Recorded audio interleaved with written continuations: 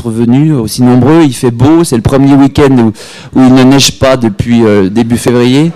Donc moi, je vous admire de venir nous retrouver ici, d'être aussi nombreux pour accueillir donc Marie Darrieussecq. Et je remercie tout de suite Michael, donc, qui va être dans l'arène avec elle dans une minute. 2 informations importantes. Après cette série donc, de questions autour du travail de Marie, nous aurons une pause bienvenue. Et puis nous reprenons à 3h moins le quart ici. Et pour la fin de la journée, et surtout demain, ne revenez pas ici, n'allez pas à Dublin Castle, parce qu'on n'est pas à Dublin Castle. Hein, vous savez que du fait de la présidence européenne, nous avons dû nous reloger ici. Donc ça sera à l'Alliance française qui est dans Kill Street pour le brunch qui commence à 11h. Voilà. Et bien j'ai fait mon travail de chauffeur de salle, Madame Darrieussecq. La salle est prête, regardez. Vous voilà.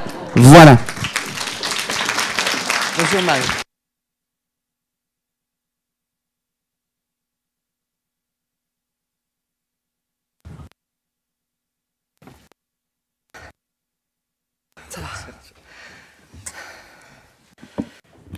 Très bien. Nous sommes très contents de vous voir, aussi nombreux, hein, comme le directeur a dit. Disons, un jour, il fait aussi beau. Et donc, avec le beau temps, donc c'est vraiment...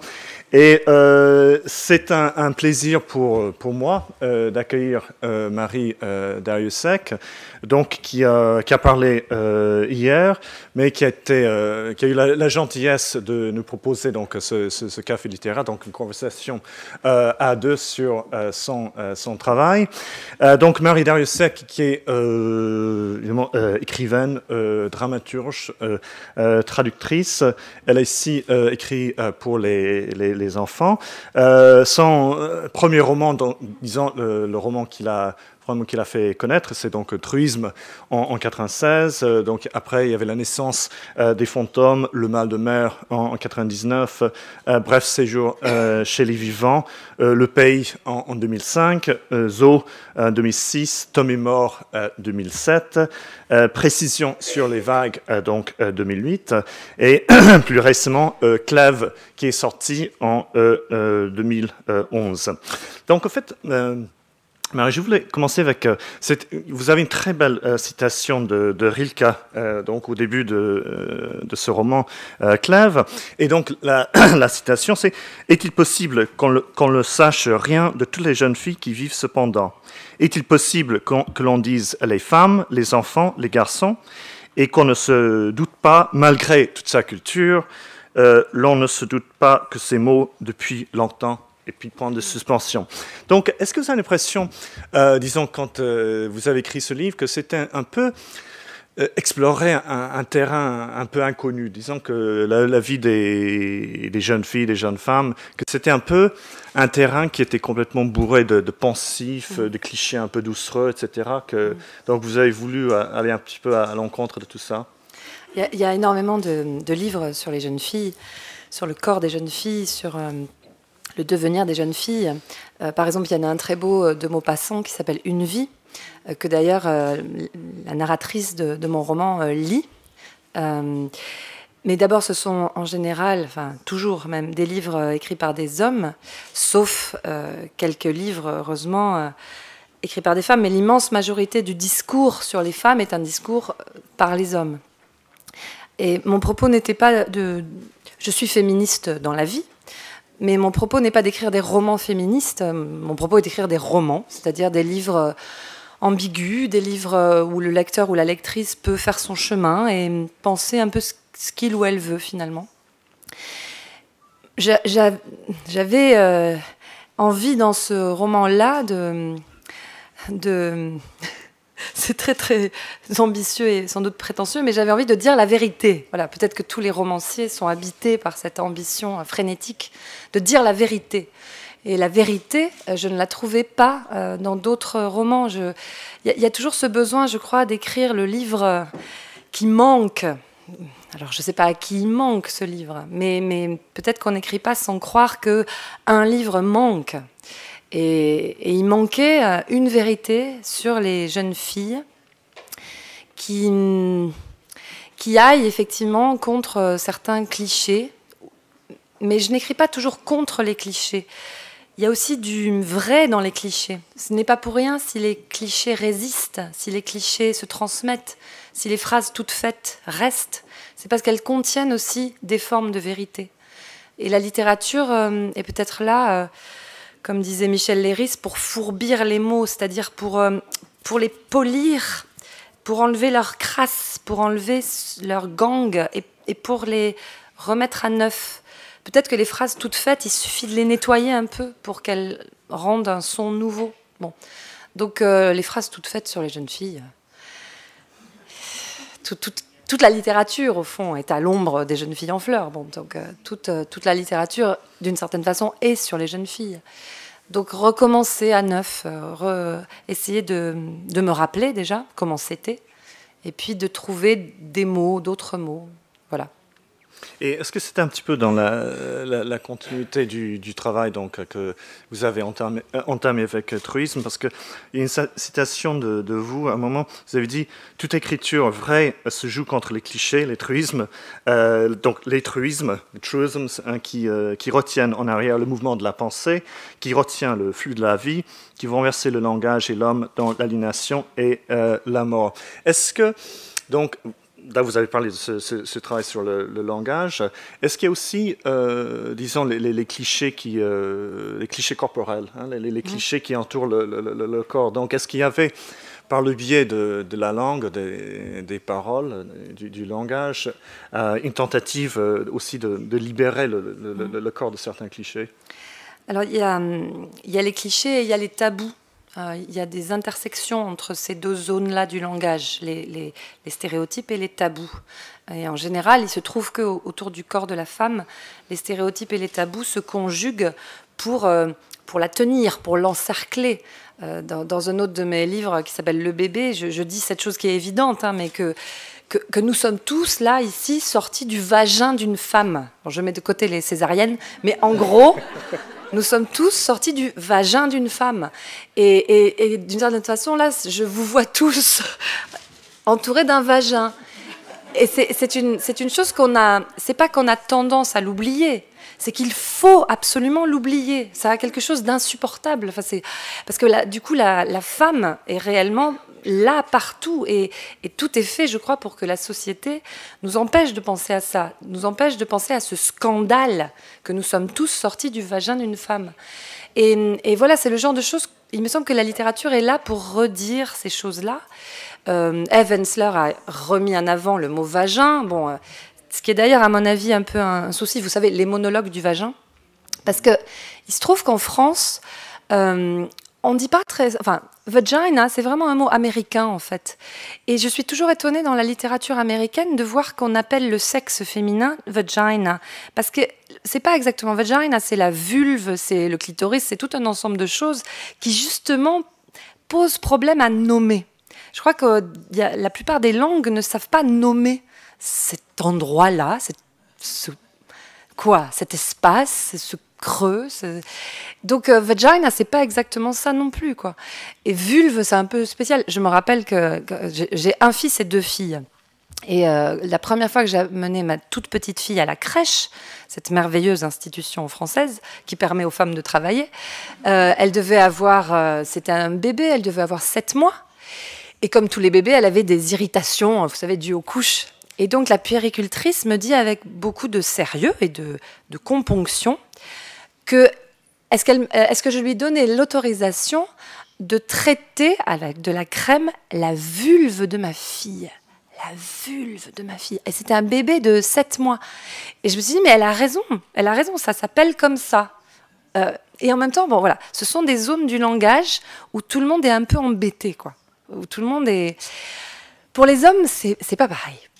Pour les hommes, il y a quelque chose de glorieux, évidemment, autour du phallus, du pénis, de la verge. Je vais arrêter là. Et de tous les mots, spectaculairement érigés comme ça. Bon, nous, dans ce roman, en tout cas, une des zones du langage qui était étrangement, toujours encore en 2012, problématique, c'est tout le discours autour des règles, du sang féminin. Je continue à être très étonnée de l'embarras qui perdure autour de ce phénomène parfaitement naturel, mais qui n'est jamais vraiment devenu un thème littéraire, ou alors, bon, dans des très rares cas. C'est un petit peu plus présent au cinéma. Par exemple, il y a une très belle scène dans un film que j'aime beaucoup de Arnaud Desplechin, qui s'appelle « Comment je me suis disputée ». C'est un film des années 90. Il y a une très très belle scène où Emmanuelle DeVos, qui est une superbe actrice française, c'est une jeune femme à ce moment-là, elle est en train de rompre avec un jeune homme, elle n'y arrive pas, et le jour où enfin elle parvient à rompre avec lui, elle a ses règles dans la douche. Et c'est aussi une citation de Psychose de Hitchcock, c'est-à-dire qu'on voit du sang dans le bac à douche. Et c'est très beau, c'est très fort, et c'est évidemment extrêmement féminin, mais avec autant de puissance que des scènes viriles où on voit John Wayne chevaucher dans la plaine, quoi. Il y a une espèce de puissance là-dedans, dans ce sang. En littérature, c'est plus difficile. Alors, Simone de Beauvoir, 1949, Le deuxième sexe, elle parle des règles sur, je sais pas, 150 pages. Tous les tabous, tous les empêchements. Elle a une vision très pessimiste d'ailleurs du phénomène. Elle dit qu'en gros, il faut faire avec. Enfin, elle voit presque ça comme une catastrophe, elle. Mais bon, on est en 49. Elle a l'immense mérite d'être la première à en parler sérieusement. Ça concerne quand même la moitié de l'humanité, depuis toujours. Bon. Et elle en fait un thème sérieux, quoi. Alors, et à l'époque, tout le monde, ou presque, se moque d'elle. Des années après, je ne me compare pas à la grande Simone, hein, mais bon, c'est quand même notre mère à toutes. Des années après, j'écris donc ce petit livre qui s'appelle Le bébé, et une femme que j'aime énormément, qui s'appelle Annie Ernaux, une grande écrivaine française, qui est de la génération de ma mère à peu près, me dit, je lui envoie le livre, et elle me dit, j'aime beaucoup ce livre, mais vous allez voir ce qui va se passer, on ne va pas vous prendre au sérieux. On va se moquer de vous comme on s'est moqué de moi quand j'ai écrit Passion simple. Passion simple de Annie Ernaux est un très bon livre sur l'éperdument féminin, enfin, sur ce qui rend une femme folle d'un homme, sur ce qui peut faire qu'une femme se perd. Bon. Et c'est un livre très sérieux qu'elle a écrit là-dessus, très beau, mais la presse française l'a parfois traité comme une midinette. Bon, et ben, sur Le bébé, elle m'avait averti, mais effectivement, il y a eu toute une partie de la critique française qui jusque-là m'avait envisagé avec intérêt, qui s'est dit, mais qu'est-ce qui lui prend? Qu'est-ce qu'elle a à nous parler des couches de son fils? On s'en fiche. Or, c'était vraiment pas mon propos. Je trouvais qu'il n'y avait pas de sujet mineur en littérature. Et que tout phénomène humain, vous êtes tous sortis du vagin d'une femme, mais nous avons tous aussi, ici, eu, par exemple, 4 mois. Bon. À 4 mois, il se passe une chose très particulière, c'est que le bébé réussit à fermer la main sur un objet. 4 mois, 5 mois. Et il déplace l'objet dans l'espace. C'est la première fois qu'il a une action sur le monde, le bébé. Et en général, d'ailleurs, à cet âge-là, il n'arrive pas à lâcher. Il ne sait pas encore lâcher. Il s'énerve, il tient l'objet. On a tous fait ça. On s'en souvient pas, mais on l'a tous fait. Et je trouve que la littérature doit aussi prendre en charge des choses aussi universelles que ce geste. Et ça a été assez mal compris, voilà, par les bébés. Les bébés, c'est un truc pour les bonnes femmes, quoi. Non, les bébés, c'est un truc pour les humains. C'est un truc pour tout le monde. Je suis partie d'où? Des clichés, voilà, c'est tout. Non, parce qu'en fait, il y a une question là que vous avez posée, par exemple, au moment de l'apparition du livre Bébé, c'était où sont les bébés en littérature, effectivement. Après, j'ai commencé à réfléchir, mais où sont effectivement les bébés, alors que c'est quelque chose, comme vous dites, de fait. Il y en a un très beau dans Ulysses. Il y a un très beau bébé qui s'appelle Baby. J'ai oublié son prénom là. C'est la scène, c'est la scène sur la plage. Il y a Sissi qui lange le bébé et Joyce, ce grand auteur très sérieux, décrit que le bébé a mouillé son lange. C'est dans Ulysse, c'est dans ce grand livre qu'on peut voir stupidement comme un livre masculin ou je sais pas quoi. Non, c'est un livre universel. Et Joyce a la sagesse, la bonté même, je dirais, de prendre aussi en charge les bébés dans ce livre. Et le petit bébé, il y a tout un dialogue du bébé avec sa mère, et le bébé fait, en anglais, ba, ba, ba, ba, ba. Et il y a des variantes. C'est assez amusant à traduire, d'ailleurs. Et bon. Voilà. Il y a des bébés chez Toni Morrison. Il y a des bébés. Il y a quelques bébés de temps en temps, mais pas beaucoup. Mais ce qui est intéressant, c'est en fait, et c'est pour passer à un autre sujet, c'est que très souvent, quand on aborde la question justement des bébés, etc., c'est du point de vue scientifique. Hein, on décrit un peu la naissance du bébé, ce qui se passe à tel ou tel âge. Et justement, je voulais vous poser une question sur la dimension scientifique de votre travail. C'est un peu parce que je pense par exemple au recueil de nouvelles Zo, où on parle des clones, etc., où il y a la présence d'une culture scientifique. Est-ce que pour vous, la science, c'est une sorte de savoir qui réenchante le monde? Parce que souvent, on a une vision un peu, comment dirais-je, assez négative ou pessimiste du scientisme. Non, c'est joliment dit, oui, qui réenchante le monde. Bon, la science, pour moi, c'est d'abord un réservoir de métaphores. Les vrais scientifiques, quand ils lisent mes livres, ils rigolent un peu. Enfin, mon mari, en l'occurrence, c'est un vrai scientifique. Et c'est aussi un fournisseur, comme ça, pour moi, il me raconte des histoires. Il m'a expliqué la physique quantique. Enfin, bon. Et j'en retiens des images, bien sûr. Des images, des mots. Et une approche moléculaire, justement, de la matière. Enfin, une très bonne façon aussi d'essayer d'éviter les phrases toutes faites ou les clichés, c'est de se rappeler que, c'est tout bête, mais que la matière est faite d'atomes et de molécules. Ça aussi, c'est une des choses qu'on est obligé d'oublier, sinon on devient fou, quoi. Donc, et qu'elle est faite essentiellement de vide, et que nous sommes faits de la même matière, enfin nous sommes tous faits d'atomes carbonés, de matière organique carbonée, donc tout, là, absolument tout ici, mais en différentes proportions. Si on commence à voir toute cette salle et les corps qui sont là, juste en atomes de carbone, ça devient un peu nuageux, quoi, enfin, un peu... Mais du coup, on peut aussi s'amuser à reconstituer, à se demander comment sont faites les formes, comment sont disposées les surfaces, et à voir les choses de façon, disons, inhabituelle. Voilà. Proust disait qu'il fallait sortir des habitudes, hein, mais pour écrire aussi, qu'il faut sortir des habitudes. Donc, regarder les choses autrement, quoi. Et la science, c'est formidable pour ça. Moi, j'ai beaucoup côtoyé plusieurs scientifiques dans ma vie, et la science est très routinière. Ils ont des problèmes, comme tout le monde, de bureau, ils s'entendent pas avec leurs collègues, ils n'ont pas les budgets qu'il faut. C'est très très pénible, hein, aussi, d'être chercheur. C'est pas glamour tous les jours, quoi. Mais c'est vrai que de temps en temps, il y a une idée qui passe qui est inhabituelle, disons. Et j'ai écrit un de mes romans qui s'appelle White, qui est peut-être le plus scientifique de tous, je ne sais pas. White, c'est une expédition au pôle Sud. Et il se trouve que, là encore, mon mari va assez souvent au pôle Sud. Il cherche des météorites là-bas. Et c'était pas tant... Bon, ses recherches sont intéressantes, mais c'était ce qu'il me racontait du pôle Sud qui me ramenait à Scott, à Shackleton, à Amundsen, et à tous ces gens. Et par exemple, le fait qu'il y a des mirages du froid, comme il y a des mirages du chaud.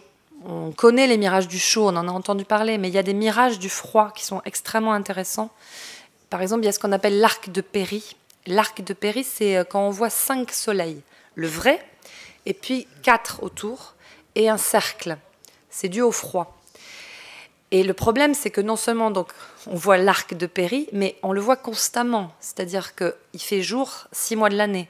Donc cet arc de 5 soleils tourne autour de vous toute la journée. Et ça rend fou, ça rend complètement fou. Et en plus, il y a des mirages sonores. Ça, Shackleton en a beaucoup parlé. On entend des cloches, beaucoup. C'est des phénomènes dans le cerveau. Le cerveau est obligé d'interpréter les très rares sons. Le cerveau les interprète avec les sons qu'il connaît déjà. Donc on entend des cloches. Et on entend très souvent des cris, des appels au secours, parce que toute l'angoisse qu'on a en nous, de ce vide, s'interprète dans le cerveau en cris. Donc c'est un sacré truc d'être là-bas longtemps, et forcément c'est romanesque, quoi. Forcément, moi j'ai envie d'écrire quand j'entends ça. Donc la science pour moi est essentiellement romanesque. Oui. Parce qu'en fait, ce qui m'a frappé dans White, donc je crois qu'il est sorti en 2003, c'est parce qu'en fait, il y a ces deux personnages, il y a Peter Thompson et puis Edmé Blanco. Et donc, et la tâche donc d'Edmé, elle s'occupe de la communication. Hein, c'est un peu ce que. Elle est standardiste en fait. Voilà. Et mais en fait. L'impression que j'avais, c'est que ce récit tourne beaucoup autour de ces difficultés de la communication. C'est-à-dire que les possibilités sont là, mais il y a toujours, parce que bon, vous avez employé le mot hier d'empêchement. C'est que on veut communiquer, mais il y a toujours quelque chose qui rend la communication problématique, mais parce que la communication devient problématique, elle devient intéressante. Oui. S'il y a pas, je veux dire, parce que ça parle beaucoup des obstacles, et puis bon, il y a l'omniprésence du froid, et puis le manque sacré. Et du vide. Oui. Edmé Blanco, donc ce personnage de ce roman qui s'appelle White, elle est standardiste surtout parce que, à nouveau, c'est réaliste. Dans les bases au pôle Sud, il y a extrêmement peu de femmes, parce que comme vous savez, les femmes sont source de problèmes, les femmes tombent malades, les femmes, je sais pas. Non mais vraiment, il y a cet esprit-là, quoi. Donc on embauche très très peu de femmes, et les quelques femmes qu'on embauche, elles sont standardistes ou secrétaires, ou elles font le café. Je ne plaisante pas. Hein. Donc la base où était mon mari, la première fois qu'il y est allé en 99, je pense, c'était une base franco-italienne qui s'appelle Duomo C, au centre du continent antarctique. Et il y avait une seule femme sur, je crois qu'ils étaient 60 hommes. Il y avait une seule femme. Elle s'appelait Rita et elle était standardiste. Et la blague, c'était que Rita était la plus belle femme du pôle Sud. Parce que c'était la seule.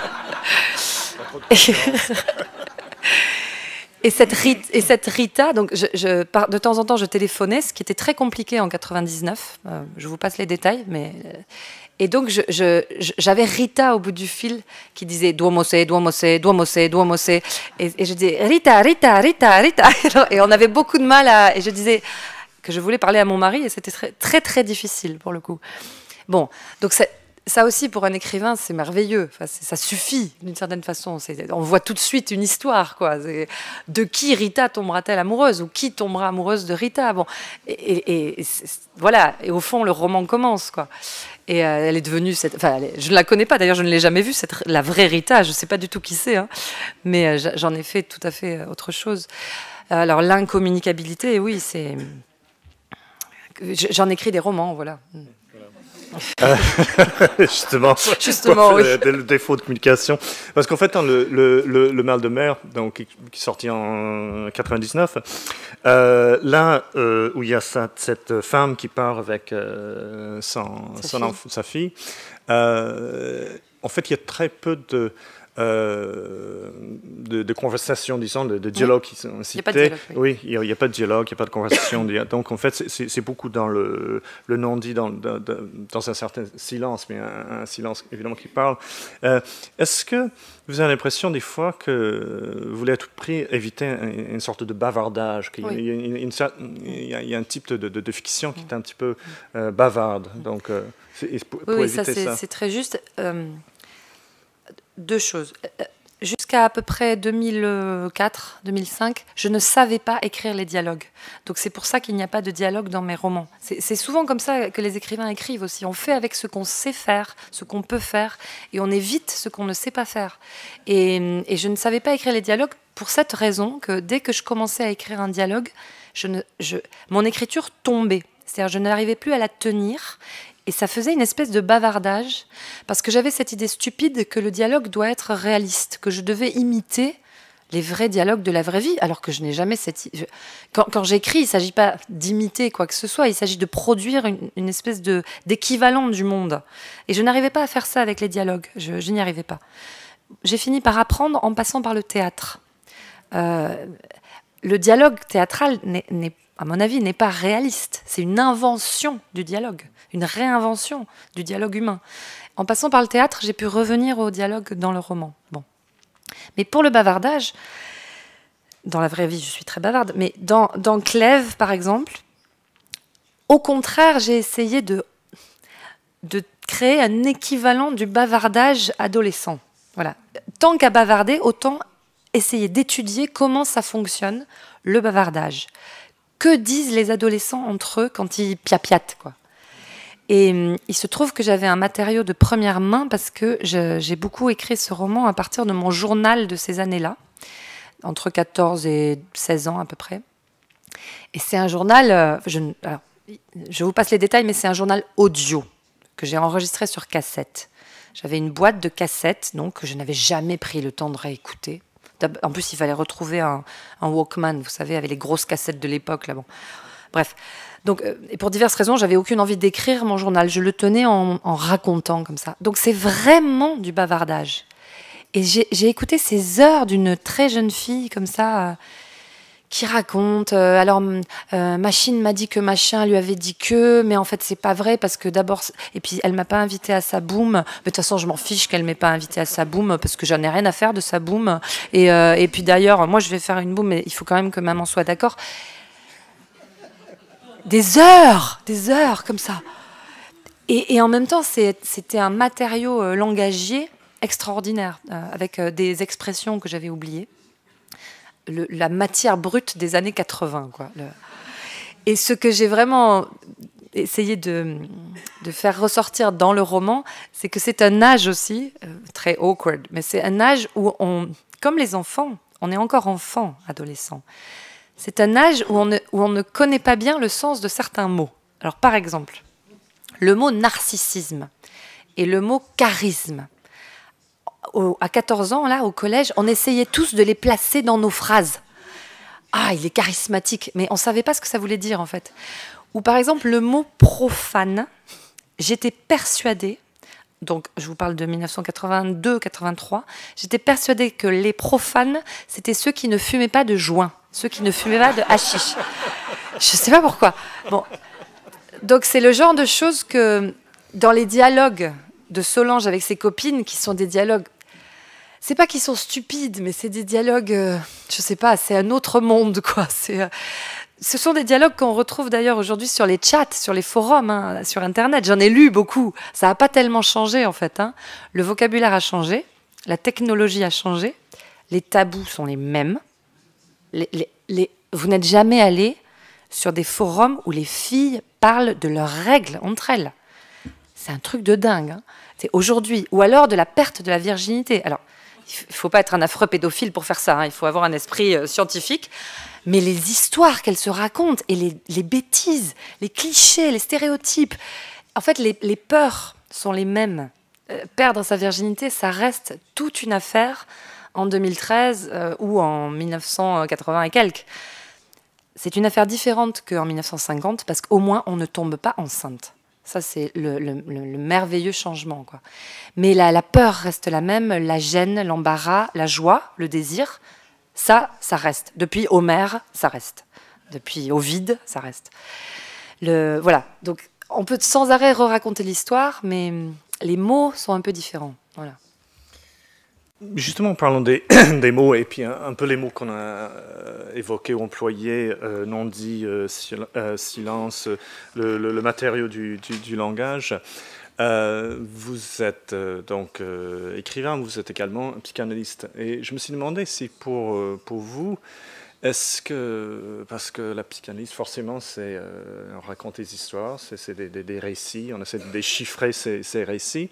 Donc, est-ce que pour vous, il y a un genre de séparation entre ces deux occupations, ces deux activités, ou est-ce qu'il y a une sorte d'interaction continue entre les deux? Alors ça reste, c'est une activité avec les mots. Moi, c'est la seule chose que je sais faire. Je perds ma voix, mais c'est la psychanalyse, c'est une pratique de l'oralité. C'est très important. On oublie, on a aussi tendance à oublier que l'oral, ce n'est pas l'écrit. Et qu'on ne dit pas les mêmes choses à l'oral et à l'écrit. Et par exemple, on ne fait pas les mêmes actes manqués. À l'oral, c'est très important dans une séance analytique, les mots mis pour un autre.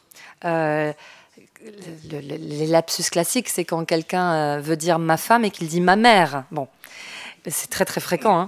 Mais à l'écrit, on se reprend, on se relit. Sur les claviers, on fait parfois, quand on envoie un mail trop vite, il y a des lapsus comme ça. Mais ce n'est pas exactement la même vitesse de lapsus. Et à mon avis, ils ne veulent pas dire exactement la même même chose. Bon, il y a de grandes différences entre l'écrit et l'oral. Après, on ne fait pas un récit sur un divan, comme vous savez.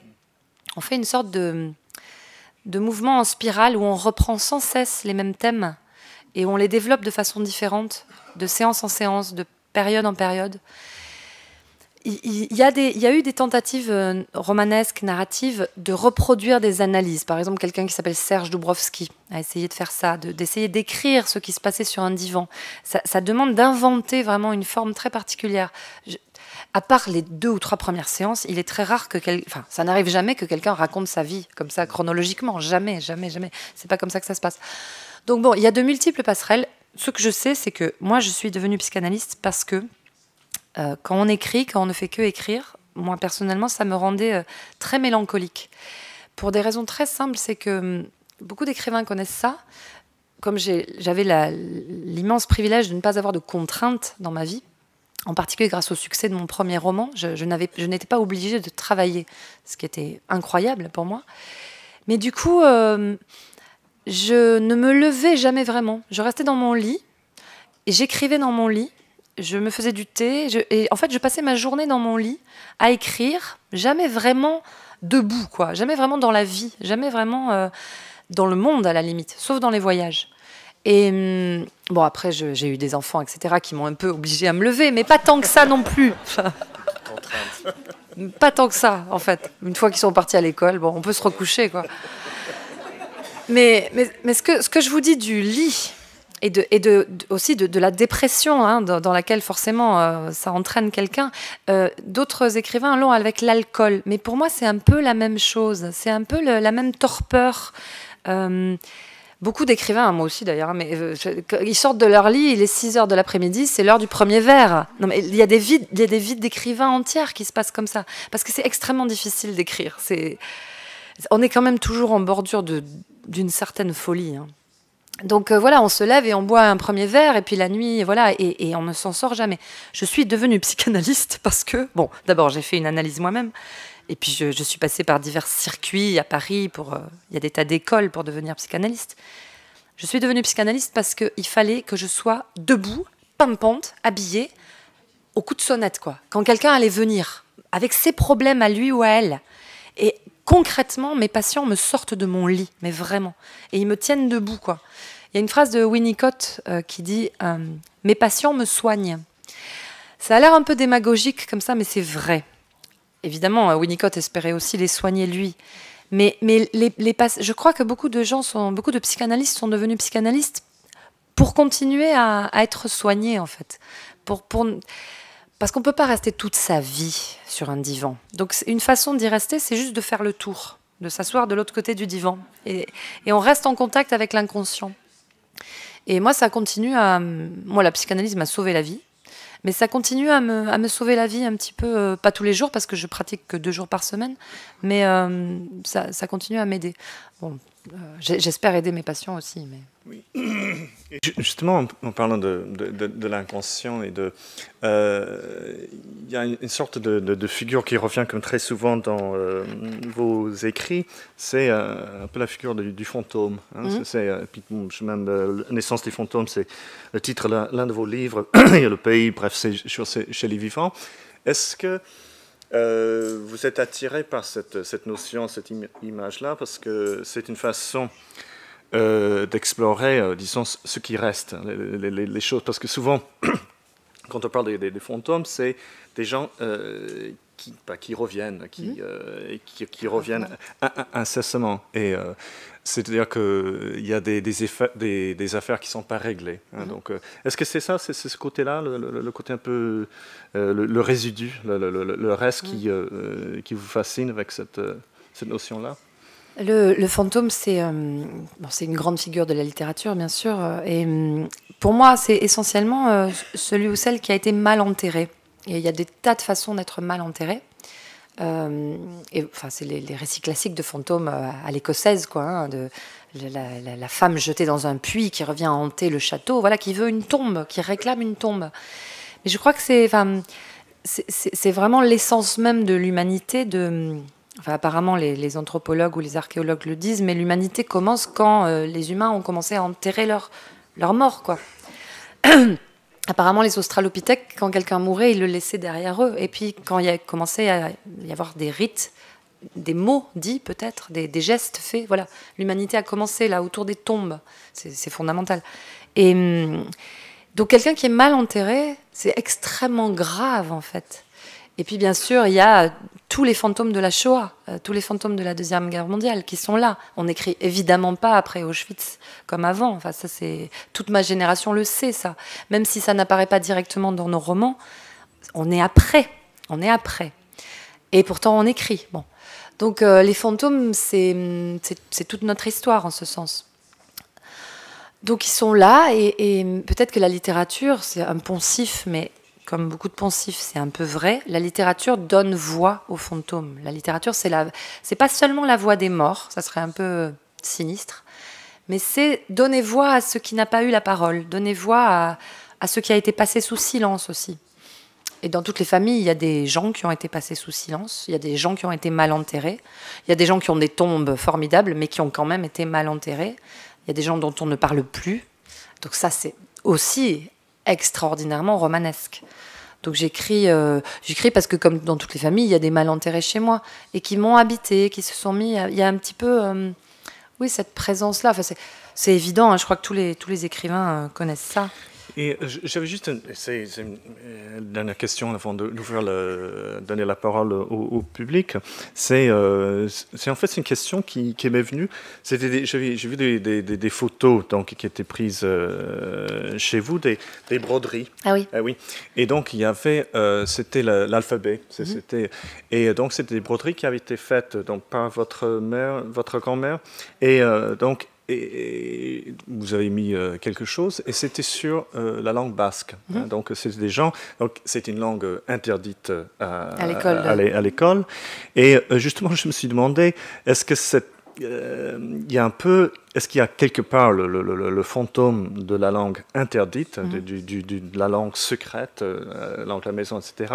Et est-ce que donc votre préoccupation, votre grand intérêt pour toutes ces questions qui tournent autour de la langue, c'est un peu cet héritage de cette langue interdite, de cette langue secrète.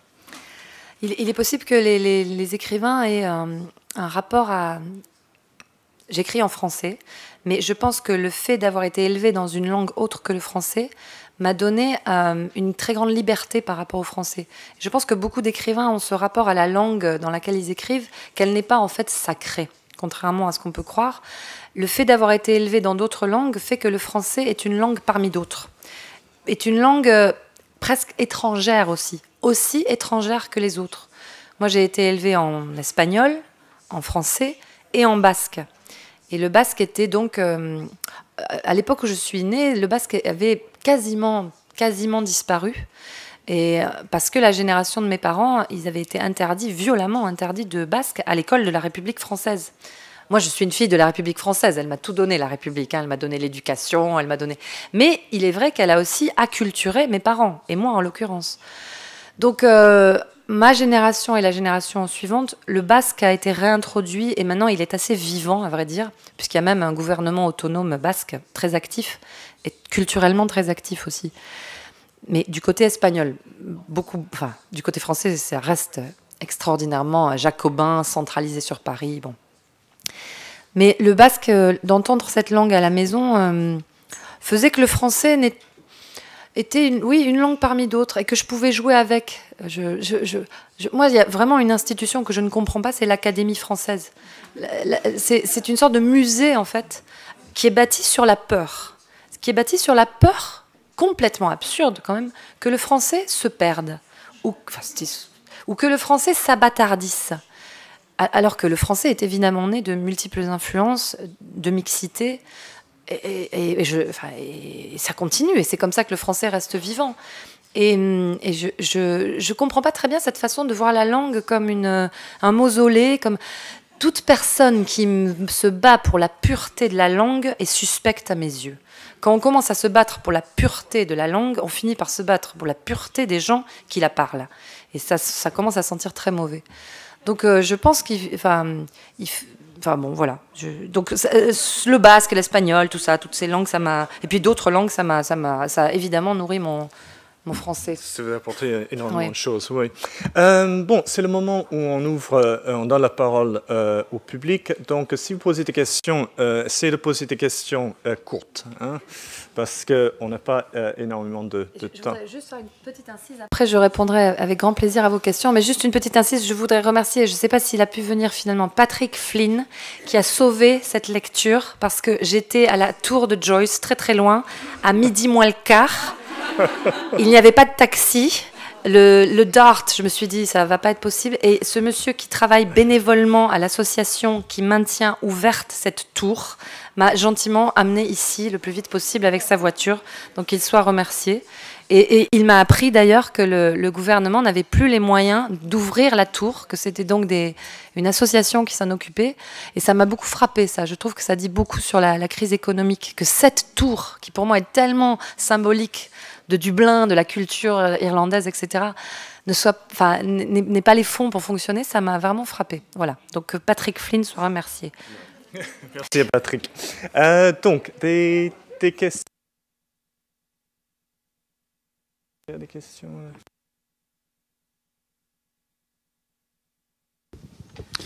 Bonjour madame.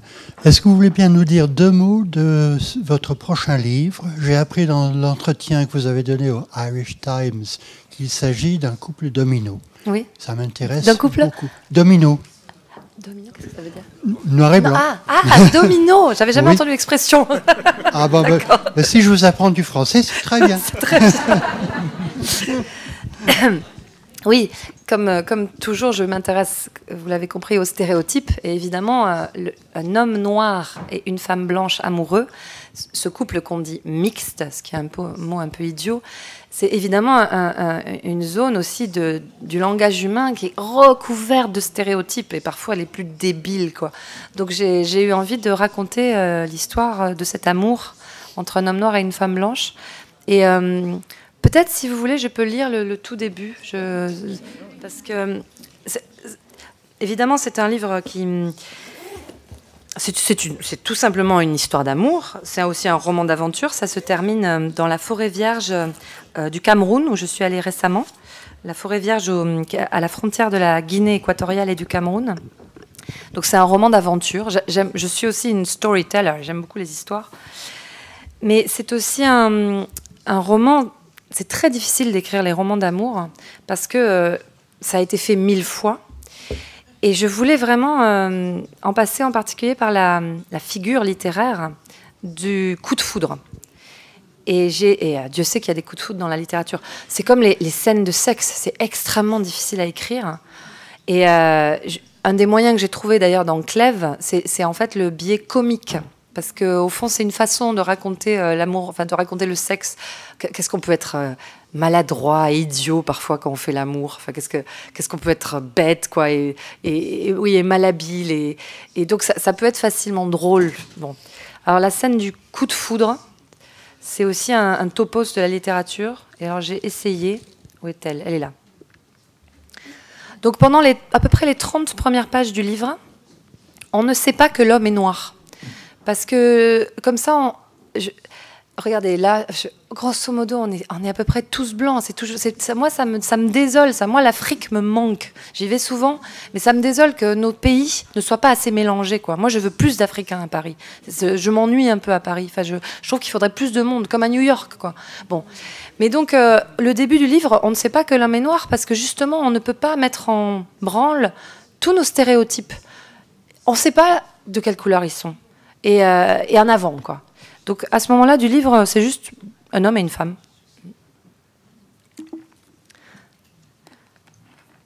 Le début est comme une entaille. Elle ne cesse de revoir le début, net et tranché dans sa vie, alors que ce qui suit semble monter à l'envers, ou coupé, ou dans le désordre. Elle l'a vu, lui, et seulement lui, à une soirée chez Georges. La plupart des invités étaient là, mais elle a pénétré dans un champ magnétique. Une sphère d'air plus dense qui les excluait tous. Elle était silencieuse. Sa présence la rendait silencieuse et seule. La voix lui manquait. Elle n'avait rien à dire. Un champ de force irradiait de lui, palpable, éblouissant, le souffle d'une explosion fixe. Elle était traversée par une onde qui la désintégrait. Ses atomes étaient pulvérisés. Elle était suspendue, et déjà elle voulait ça, la désintégration. Il était vêtu d'un manteau étrange, long, d'un tissu fin et fluide.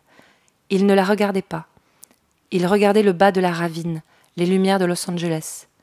Il portait sa lourde tête comme si cet effort l'occupait tout entier, comme si de tous les humains présents, il était le seul à avoir conscience de ce fardeau qu'est une tête. Dans le contre-jour des lanternes, ses cheveux longs lui creusaient une profonde capuche, et sa silhouette longiligne avait quelque chose de monacal. L'intensité du champ de force devenait telle que l'un d'eux, elle peut-être, formula quelque chose sur la douceur ou sur Georges ou sur ce qu'il buvait, et il y eut comme une respiration. Le brouillard blanchissait la nuit, une poudre d'eau se formait sur eux. Il lui roula une cigarette. Leurs mains ne se sont pas touchées, mais le champ de force s'est resserré si brutalement que la cigarette a flotté et passé entre eux sans qu'ils sachent comment, dans l'espace vibrant et bourdonnant. Il a cherché du feu en pantomime dans le noir, dans les poches sans fond de son manteau. Il n'en avait pas, si, la flamme a jailli. Elle a brûlé ses cheveux en s'approchant de trop près et elle a ri, à tort, puisque déjà il exigeait d'elle, en silence, le plus grand sérieux. Elle a aspiré une bouffée et elle a fait surface, une dernière fois. Puis elle a plongé au cœur du monde, avec lui, dans le champ de force, dans le brouillard qui engorgeait Laurel Canyon, dans le bonheur total, opaque et blanc, le bonheur qui désintègre. Voilà.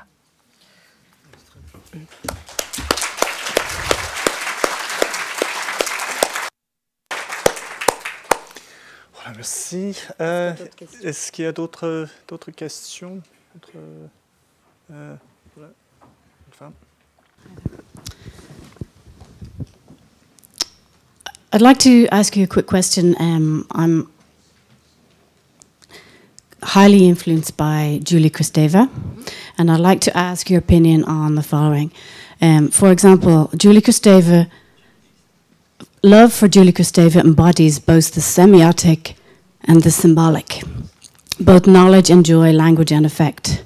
She speaks highly of the vertigo of identity, or the loss of the self, the abandonment of the self, evoking the wildness of love. I'd like to find your opinion. What do you think about the loss of the self? In love or in general? In love. In love. Thank you. Thank you. Shall I answer in English or in French? En français, d'accord. Votre question est assez à propos par rapport au roman que je viens d'écrire, parce que c'est effectivement l'histoire d'une femme qui va se perdre dans un homme, mais aussi y trouver une immense bliss. C'est vraiment le mot anglais qu'il faut, hein, une espèce de bonheur où on se perd, oui.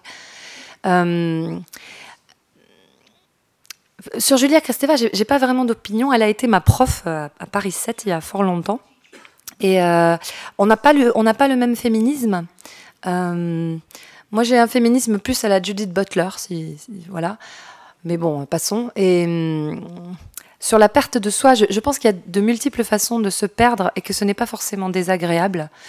On peut se perdre dans l'écriture, on peut se perdre dans le rêve éveillé, on peut se perdre aussi beaucoup en marchant. C'est Walter Benjamin qui parlait très bien de la marche à pied. Il disait « marcher contre le capitalisme ». C'est ce genre de phrase énigmatique et magnifique qui donne à penser, je trouve. Il marchait toute la journée, et en fait, c'est une forme de désertion, où on voit comment, si tout le monde se mettait à se promener comme ça, le capitalisme s'effondrerait. Et donc, Walter Benjamin, il faisait partie de ces écrivains marcheurs, et je crois que finalement, à ma façon aussi, si j'avais eu le temps, j'aurais marché jusqu'à la tour, parce que je me suis toujours demandé comment la promenade pouvait entrer dans la journée de Bloom. Comment il était allé à cette tour? Ça prend au moins 2 heures à pied. Il n'y a pas d'indication de voiture dans le roman, dans Ulysse. Bon, anyway. Donc, on peut marcher et se perdre. Et hier, dans Dublin, j'ai beaucoup marché. Je ne devrais pas dire ça, j'aurais dû dire que j'étais ici à écouter mes camarades. Mais j'ai beaucoup marché, il faisait très beau. Et il y a une forme de perte délicieuse et en même temps vertigineuse On ne sait plus où on est, on ne sait plus dans quelle ville on est, dans quelle langue on va parler, et le rêve est très actif dans la tête. Bon, moi, je suis fortement contre le travail. Je pense que personne ne devrait travailler. Vous savez, l'étymologie de travail, c'est tripalium, hein, c'est la torture en latin. Je pense que je ne vois pas pourquoi on s'est mis dans cette situation absurde que les humains aient à travailler. Mais donc, j'ai la chance de ne pas avoir un vrai job en ce sens avec l'écriture, mais je trouve que tout le monde devrait pouvoir se perdre comme ça. Et en ce sens, ça ne serait pas forcément une perte malheureuse. Voilà. Merci. Malheureusement, on est contraint pas tellement par le travail, mais par le temps. Donc, je vous invite tous à marcher contre le capitalisme. Ce serait un beau geste pour la journée. Mais avant de faire cela, avant de passer au geste révolutionnaire, je voudrais, de votre part, remercier Marie Darrieussecq, qui a été, à mon avis, extrêmement généreuse dans son intervention. Ce qu'elle a dit, c'était vraiment très, très enrichissant, passionnant, etc. Et puis, c'est surtout une invitation à la lecture. Donc, merci beaucoup. Hein. Merci.